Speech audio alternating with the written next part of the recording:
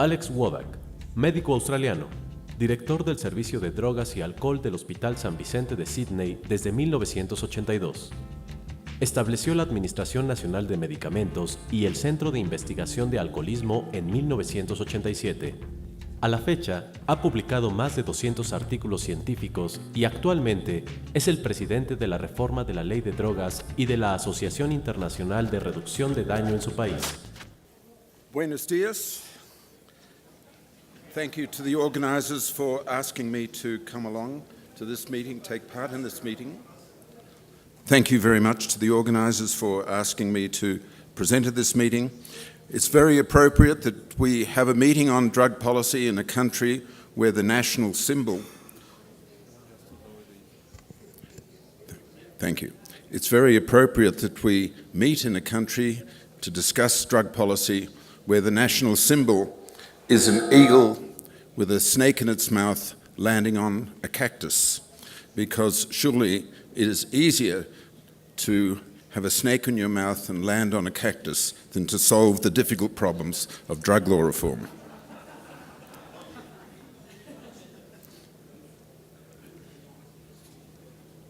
I'm going to talk about a range of topics. I'll start off by saying how do countries actually spend their money in response to drug problems.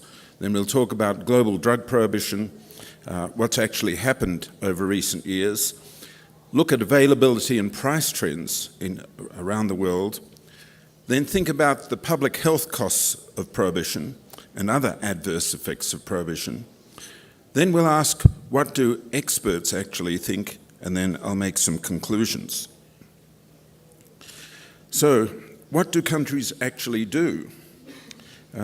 Global drug prohibition developed very slowly over many decades. Countries around the world, as we've just heard in the last session, now have very similar policies all over the world. And all over the world, drugs are defined primarily as a criminal justice problem. Countries use very harsh rhetoric, very harsh terms, and overwhelmingly, where the data are available, the majority of government expenditure is allocated to drug law enforcement. Here we see the figures from the United Kingdom, official figures showing that 67% of UK government expenditure in response to illicit drugs is allocated to the reduction of supply. So things like customs, police, courts and prisons. And you'll notice that in the United Kingdom, only 0.5% of government expenditure in response to illicit drugs is spent on harm reduction. Things like needle syringe programs to slow the spread of blood-borne viruses, including HIV. Only 9% is spent on trying to reduce the demand for drugs. Prevention gets 6%, treatment gets 3%. And here are the figures from my own country, from Australia, where you can see that 75% of government money is allocated to reducing the supply of drugs. And again, only 1% is allocated to reducing the harm for drugs. So much money is spent on reducing the supply of drugs, or attempting to reduce the supply of drugs, with very little benefit, that there isn't much money to spend on measures like harm reduction, where the community gets a great return on its investment. We have figures from about half a dozen other countries around the world. I won't go through all of those, but they all show an overwhelming majority of government expenditure is allocated to supply reduction. As my friend Ernie Drucker says, if we want to know what criminals are doing, we should follow the money trail. If we want to know what governments are doing, we should also follow the money trail. Here are the figures on global production of opiates from 1980 on your left to 2010 on your right. Please notice that in 1980, the world was producing 1,000 metric tons of opium, and this increased to 9,000 metric tons in 2007 and dropped to 5,000 metric tons by 2010.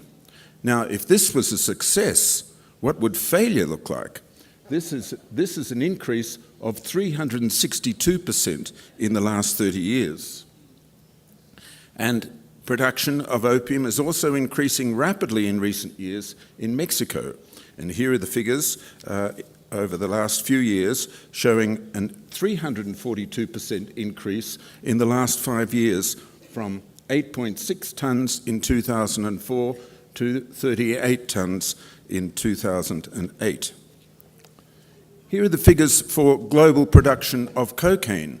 We saw in the previous session a slide on the global, the area allocated to cocaine, showing that the area allocated is going down, but production is going up. And the reason production is going up is because the productivity is increasing. The traffickers are getting more efficient at producing more cocaine from smaller acreage, smaller number of hectares. When we look at cannabis, these are all official figures. These are all from UNODC sources. It's very hard to find figures on cannabis, but here we see a 36% increase in global production over 6 years, and this was from the period 1998 to 2004. 1998 was the year in which the United Nations Office on Drugs and Crime said, "A drug-free world, we can do it." Well, they didn't do it for heroin or cocaine or for cannabis, as you've just seen. And where figures are available around the world, drugs are very easy to get for drug users. The blue areas here are the areas where drug users say it's very easy to get a drug, and here is where they say, in a darker blue, that it's easy to get drugs. The orange and grey is where they say it's difficult or very difficult, and the grey is where they don't know, they're not sure. These are the figures for heroin availability in Australia from 2000 to 2011, and in 2011, the most recently available figures, these are official Government of Australia figures, 86% said that heroin was easy or very easy to get hold of. Here are the figures for cocaine in Australia.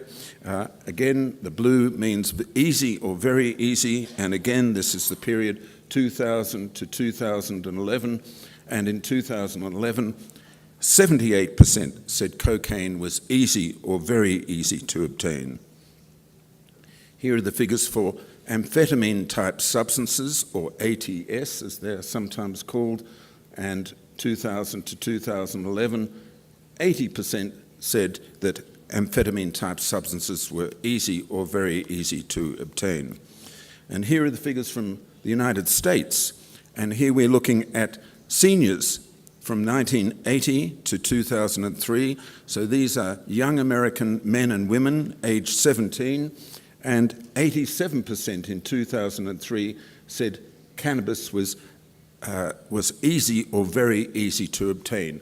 And you can see the figures really don't change very much for cannabis over those years, and even for cocaine and heroin and amphetamines. These drugs are pretty available to these 17-year-old young Americans, and the changes over the years are very small. Here are the figures for the global price for heroin and cocaine in the period 1980 to 2002, and over that 1981 to 2002, and over that 22-year period, there was an 80% reduction in the global price of heroin and cocaine. These figures came from the study commissioned by the European Commission. And here are figures from the US Drug Enforcement Administration from 1980 to 1999. And here are the price figures on your left and the purity figures on your right. And this shows that price fell 80% during this period, and the purity increased 9.5 times. European Union figures for 7 different drugs, and this was over the period 2001 to 2006, and you can see that the smallest reduction in price over that period was 10%, but ecstasy decreased by 50%. Here are figures for heroin from the European Union and the United States, and we see a 65% reduction in Europe, in the United States, and a 70% reduction in heroin over the 16 years. And the next slide is cocaine, and again, a similar reduction in price. And now we see in the United States, looking at the period 1981 to 2003, we see again the price of heroin and cocaine in these bars on your graph, and this figure here is the number of people incarcerated for drug-related offences, increasing from 50,000 to 500,000. So a tenfold increase in the number incarcerated for drug-related offences still didn't stop an 80% reduction in price over that 20-year period. And now we see the expenditure by the United States government in international efforts to reduce the supply of drugs, increasing eightfold increasing 8 times from 1981 to 2004, still didn't stop an 80% reduction in price of heroin and cocaine in the United States. If this was success, what would failure look like? Here is a study from Switzerland, and this is looking at the heroin epidemics occurring in 4 different countries in the world. In Switzerland, in Australia, and this is the national figure, and this is the figure for my state of New South Wales, and this is the increase in heroin users in England, and this is the epidemic in Italy. And what these authors found, this was a study done by Carlos Nort and Rudi Stoller. What they found was that there was a major shift to harm reduction in the early 1990s in Switzerland. And this was because heroin flooded the market in Switzerland in the late 1980s. The authorities responded several times with increased drug law enforcement, more severe penalties, more money given to law enforcement authorities, and each time they did this, the situation got worse. So finally, the Swiss authorities, and President Ruth Dreyfus was very involved in these decisions, the authorities switched to a harm reduction approach. And what they found was that they began to make high-quality drug treatment readily available throughout the country. And in 1990, in the city of Zurich, it was estimated that there were 850 new heroin users. This was really before these policies began to take effect. But by 2002, the number of new heroin users in the city of Zurich had fallen to 150. So a dramatic reduction in the number of new heroin users after the authorities started spending a lot more money on harm reduction and health and social approaches to the problem of drugs in Switzerland. And there was also a sharp decline in HIV among injecting drug users, a substantial drop in crime, and also a drop in the quantity of heroin that was seized by the law enforcement authorities. And that's most important because the reason why the quantity of heroin seized dropped over that period is that the drug users were moving from the black market to the white market, from a market which was controlled by criminals and corrupt police to a market that was at least partly controlled by government authorities. This and the next 2 slides are taken from the Global Commission report, and this shows 4 countries, the United Kingdom, Switzerland, Germany, and Australia, which all responded very vigorously to the threat of HIV with harm reduction policies, implementing harm reduction policies early and expanding them vigorously. And here is the prevalence of HIV among injecting drug users. That is the number of drug users with HIV out of 100. And you can see that the impact was very positive. The next slide shows countries that responded a little bit later, too slowly, and responded too slowly in expanding their programs. And here we see the United States, Portugal, Malaysia, and France. These countries have now all got harm reduction programs, and they're expanding them vigorously, at least in Portugal, Malaysia, and France. But they didn't get quite as good a result because they didn't start early enough and they didn't start expanding quickly enough. And the next slide shows two countries that have very strenuously resisted harm reduction. Thailand in Asia, the last major country in Asia to resist harm reduction, and Russia. And here you can see that the prevalence of HIV in Thailand is over 40%, almost 45%, and in Russia it's about 37%.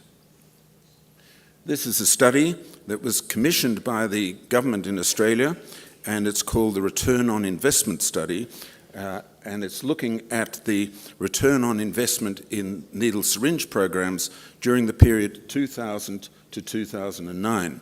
And it's estimated during those 9 years that the needle syringe programs prevented over 32,000 HIV infections and almost 100,000 hepatitis C infections. It was also estimated that the return on investment of $1 was a $4 saving in healthcare costs and a total saving of $27.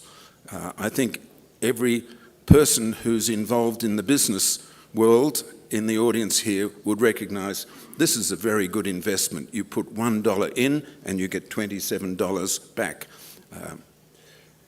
And this, from the same study, they found that they compared cities with needle syringe programs and cities without needle syringe programs. And there was a mean annual 18.6% decrease in HIV seroprevalence in cities with needle syringe programs, but an 8.1% increase in HIV seroprevalence in cities without needle syringe programs. And likewise, a 60% increase in hepatitis C prevalence in cities with needle syringe programs, but a 75% increase in hepatitis C prevalence in cities without needle syringe programs. Here is an estimate from that study of what happened to HIV and hepatitis C in Australia if Australia had or didn't have needle syringe programs. And here is the figure for HIV prevalence with needle syringe programs, and if Australia hadn't had needle syringe programs. Here is the number of cases of HIV among injecting drug users estimated to have occurred. Here is what we actually saw with hepatitis C during that period, and here is the estimate of what would have happened if Australia didn't have needle syringe programs in that period. Now we turn to Taiwan, where Taiwan had a ferocious epidemic, a very serious epidemic of HIV among injecting drug users in 2004. Very, very low levels of HIV before then, but suddenly in 2004 they went up from 861 cases to the next year 1,519. And then the next year it went up to 3,306, and the Taiwanese authorities completely changed their response to drug policy. In this period, they had had a classical zero-tolerance approach to drugs, spending all their money on drug law enforcement, and they turned around and rapidly started needle syringe programs and methadone programs with a dramatic fall in the number of HIV cases among injecting drug users. This slide from the International Harm Reduction shows the countries which have explicitly supported or referred to harm reduction in their national policy. And you can see that there is quite an uptake now in the acceptability of harm reduction around the world.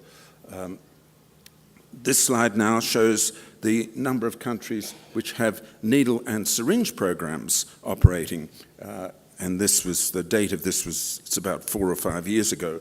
And you can see that about 70 countries now have needle and syringe programs, and that number is going up every year by 3 or 4. But there are about 160 countries now around the world that have reported having serious problems with injecting drug users. So this is only 70 countries out of maybe 150 or 160 that should have these programs. One of the big problems we have is that because of the global war on drugs, countries underinvest in harm reduction. So in 2007, it was estimated that about $160 million was spent in that year in HIV-related harm reduction in low and middle income countries.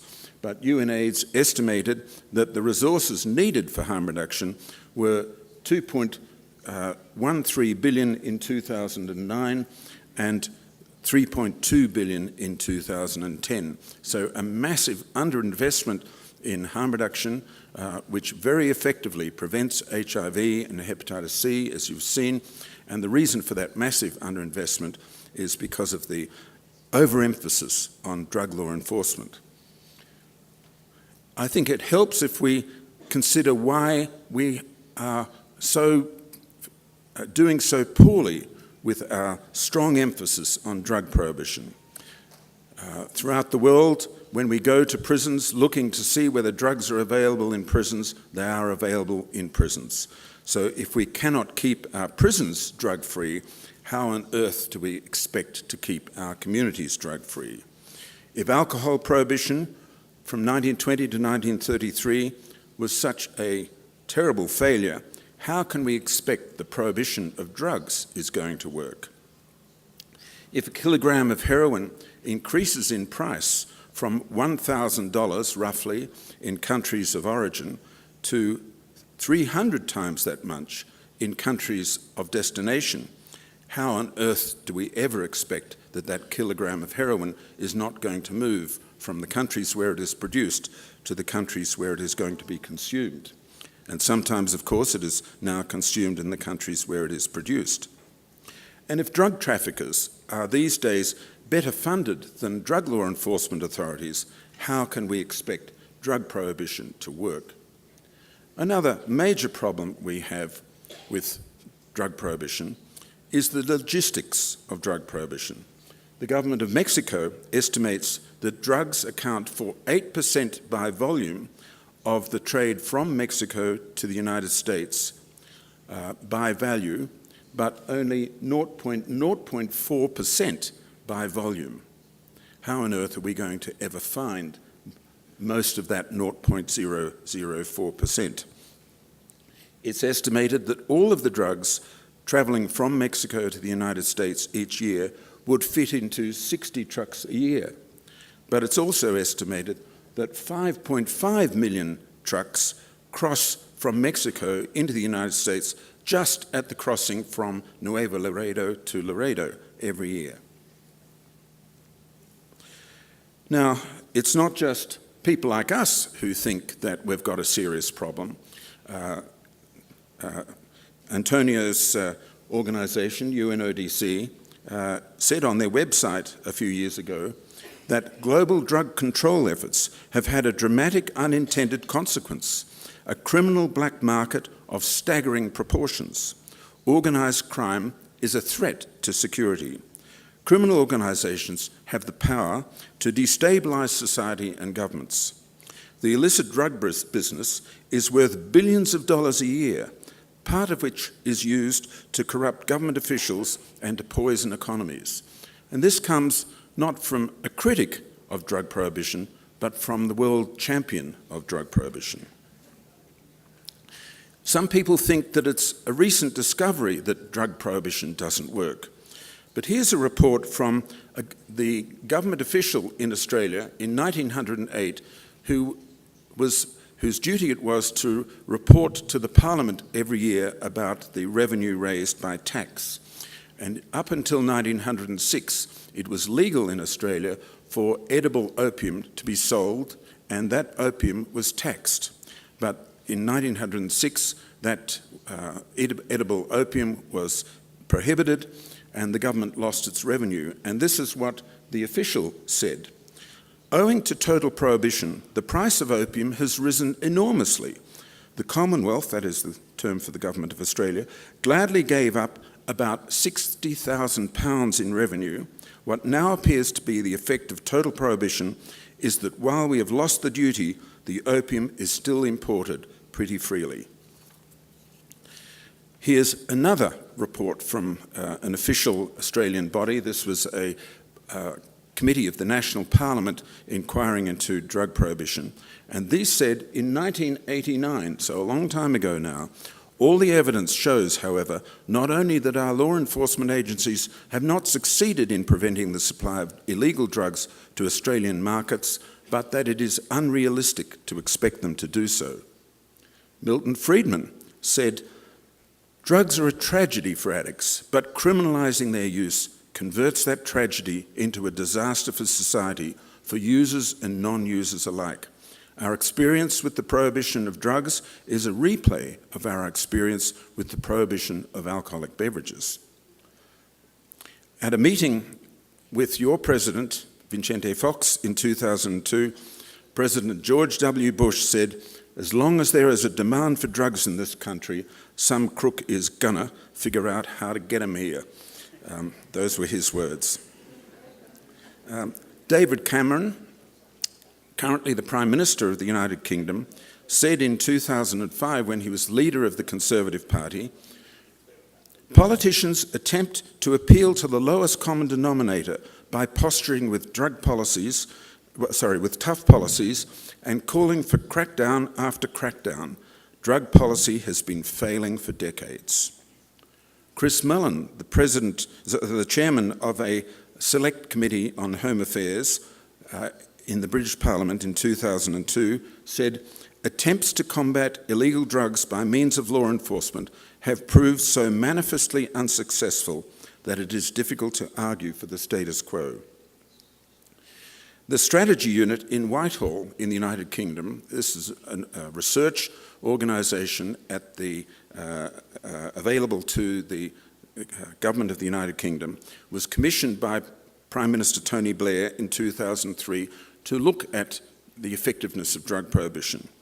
And this was a report that was never intended to be leaked to the British public, but was leaked by The Guardian in 2005. And they concluded that a sustained seizure rate of over 60% is required to put a successful trafficker out of business. Anecdotal evidence suggests that seizure rates as high as 80% may be needed in some cases. Sustained successful interventions on this scale have never been achieved. Here is your former president on 2010 saying, "Radical prohibition strategies have never worked. Legalization does not mean that drugs are good, but we have to see legalization of the production, sale, and distribution of drugs as a strategy to weaken and break the economic system that allows cartels to earn huge profits."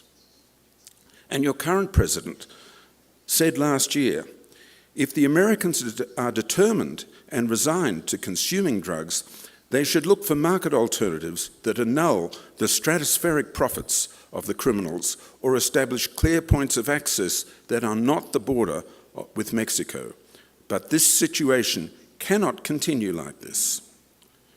The very distinguished British newspaper, The Economist, said, "The war on drugs has been a disaster, creating failed states in the developing world, even as addiction has flourished in the rich world. By any sensible measure, this 100-year struggle has been illiberal, murderous, and pointless. That is why The Economist continues to believe that the least bad policy is to legalize drugs." Okay, all right. Well, I'll just go to one more slide, which is the Secretary General of the United Nations, Ban Ki-moon, who in 2009 said, "Many countries impose sanctions for same-sex sex, commercial sex and drug injection. Such laws constitute major barriers to reaching key populations with HIV services. Those behaviours should be decriminalised, and people addicted to drugs should receive health services for the treatment of their addictions." The UN Secretary General. So, conclusions. Firstly, the world has increasingly relied on law enforcement to control drugs for decades. The outcomes have been steadily getting worse. Prohibition impairs public health and has contributed to poor access to pain relief, but it has had some significant political benefits. It's clear now that drug prohibition is futile. We get a good return from investment in health and social interventions, but too little is invested in these measures. The threshold decision is to... No, I've done it completely. The threshold decision is to redefine drugs as primarily a health and social matter and increase our investment in these measures. Thank you.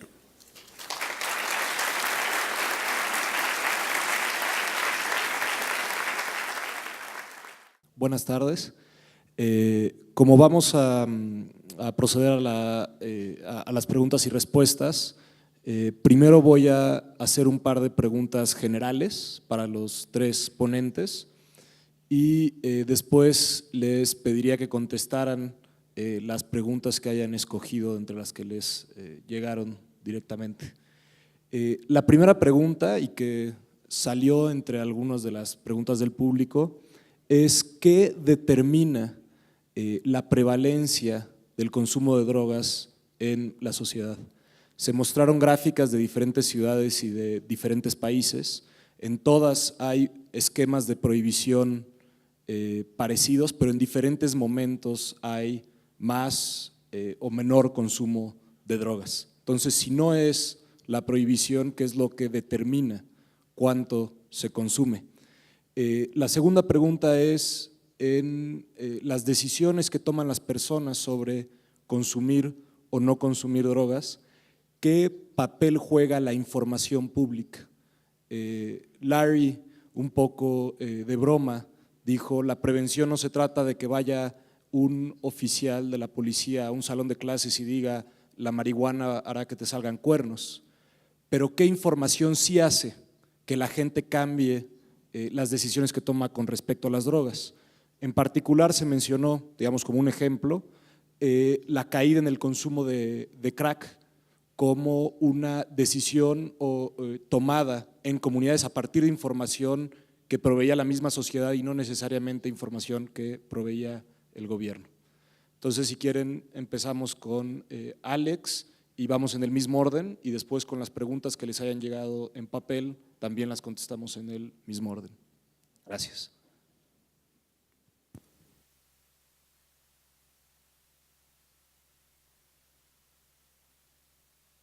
Thank you for that. Turning to the first question, what affects prevalence? It's not clear what the relationship is between the prevalence of drug use and drug policy. We do have some information that, but it's not consistent.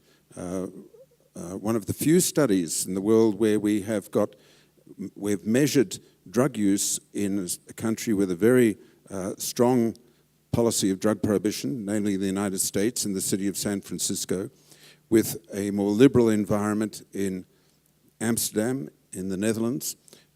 The consumption of all illicit drugs was much, much higher in San Francisco.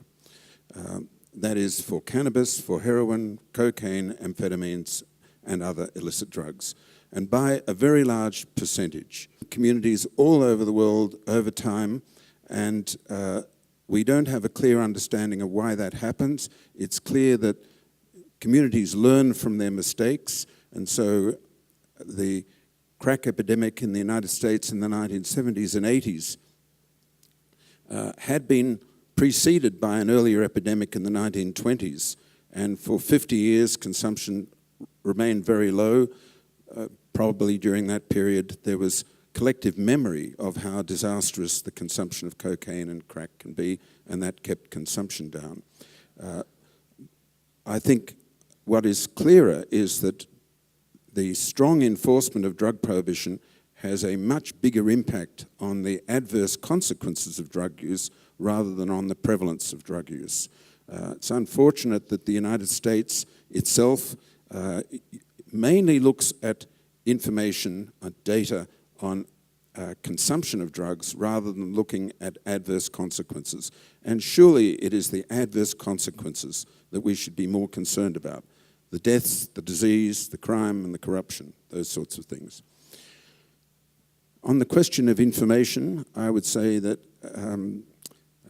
it's disappointing, but information has a much smaller role in influencing the behavior of people who use drugs or who don't use drugs than we would wish that it had.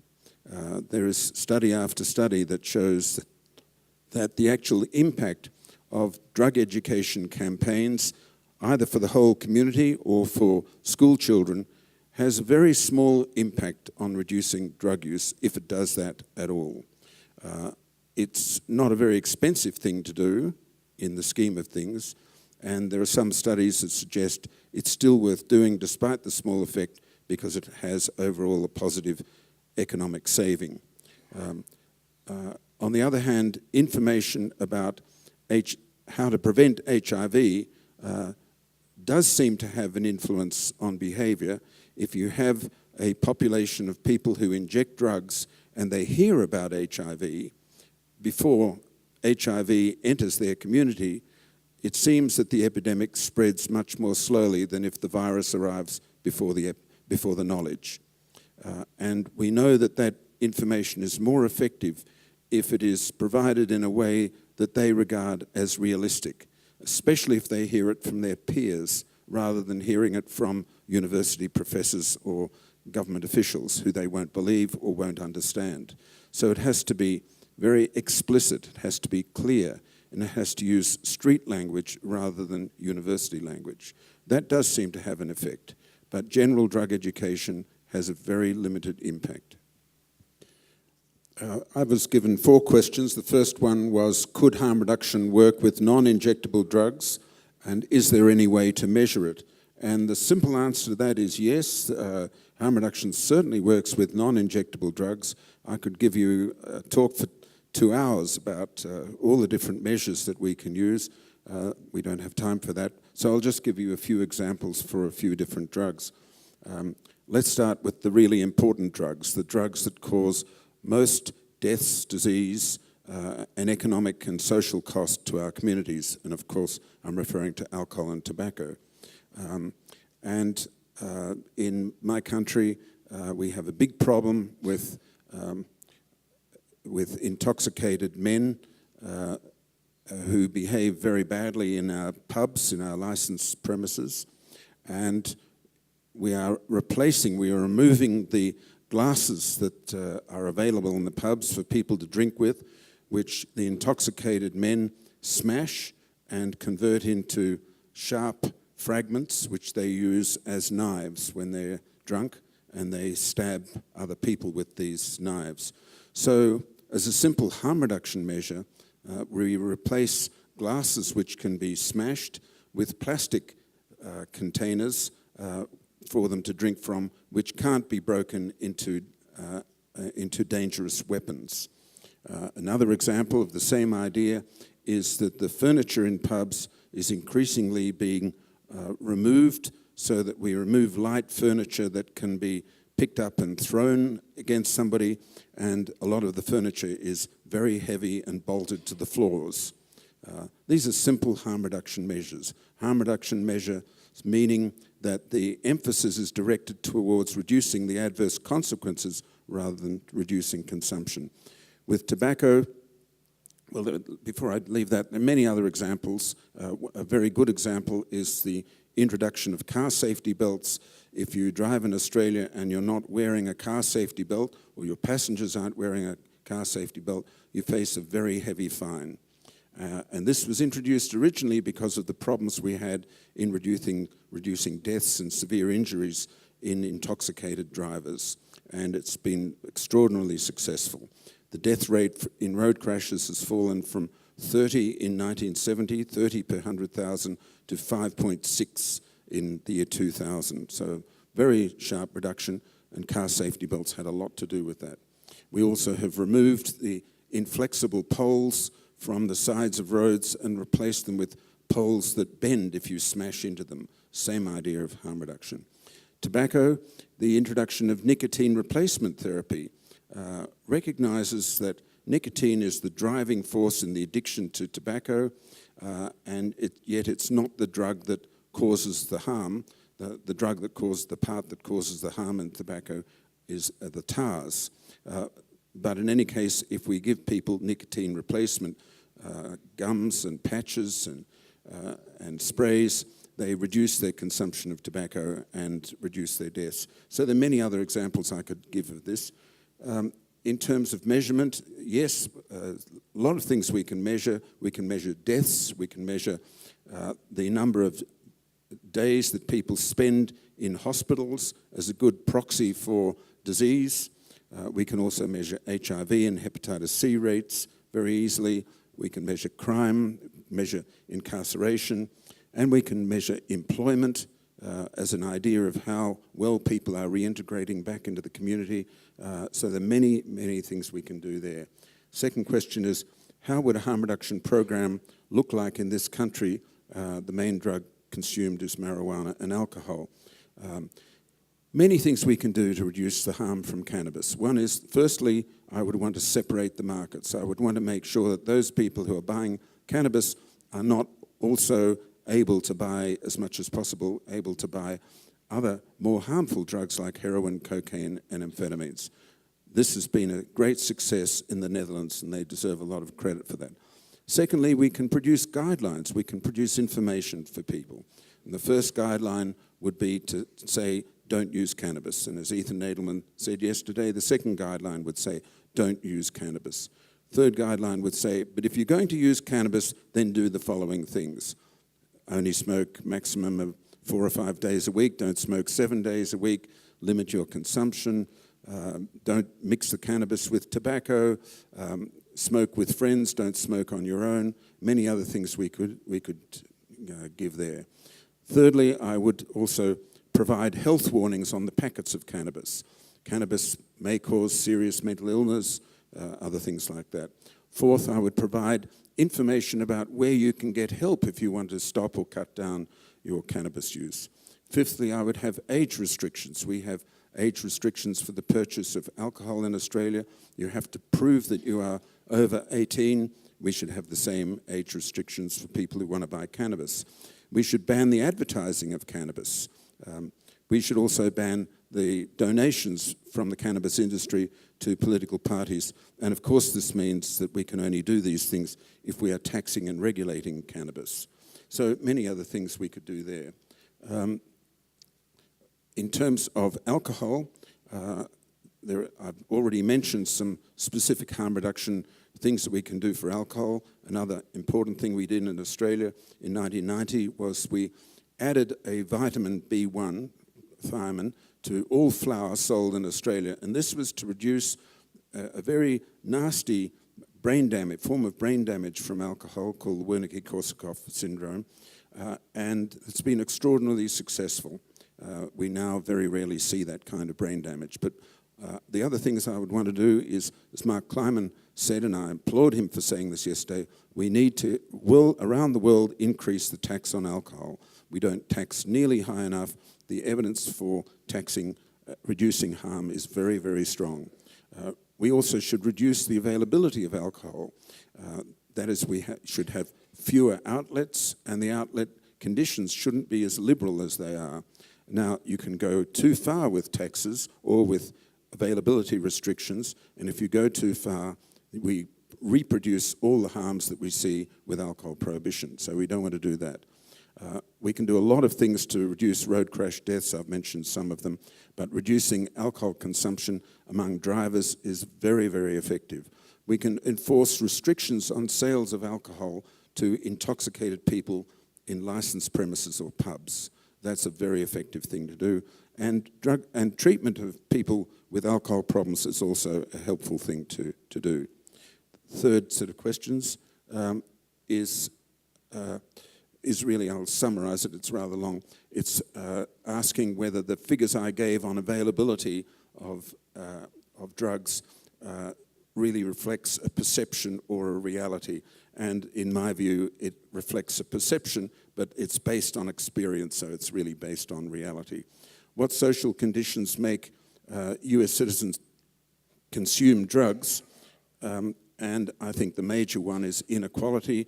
There is very good data, I think, now. It's been criticised, but overall I think it's impressive that if we look at the rich countries in the world, that the countries that are most unequal, countries like the United States and I'm sorry to say Australia, have the highest levels of drug consumption, and the countries with least inequality, that's Scandinavia and Japan, have the lowest levels of drug consumption.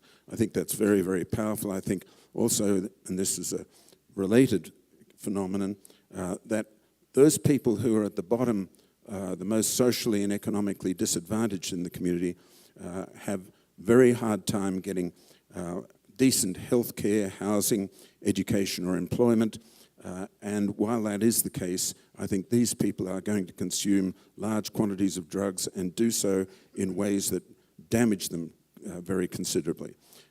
It's a very important question. I think one of the things we need to be doing around the world is improving the conditions for people who are most socially and economically disadvantaged in our communities, and you can't really start to address that question unless you start looking at tax rates. I know that's a sensitive subject, but it's one we have to address.